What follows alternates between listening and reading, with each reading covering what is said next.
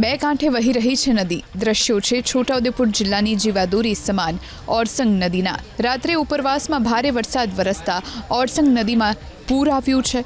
છોટાઉદેપુર શહેર નજીક આવેલો ચેકડેમ પણ છલકાયો.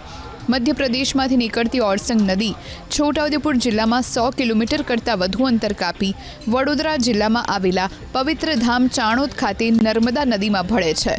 છોટાઉદેપુર જિલ્લાની સૌથી મોટી નદીમાં પાણીની ભરપૂર આવક થતાં ખેડૂતોમાં ખુશી ફેલાઈ. ઓરસંગ નદીમાં મોટી સંખ્યામાં રેતીની લીઝ પણ આવેલી છે. પાણીના ભારે પ્રવાહમાં રેતી પણ તણાઈ આવે છે, જેને લઈ લીઝ ધારકો પણ ખુશખુશાલ.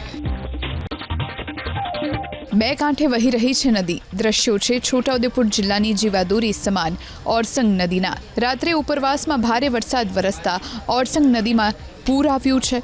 છોટાઉદેપુર શહેર નજીક આવેલો ચેકડેમ પણ છલકાયો. મધ્યપ્રદેશમાંથી નીકળતી ઓરસંગ નદી છોટાઉદેપુર જિલ્લામાં 100 કિલોમીટર કરતાં વધુ અંતર કાપી વડોદરા જિલ્લામાં આવેલા પવિત્ર ધામ ચાણોદ ખાતે નર્મદા નદીમાં ભળે છે.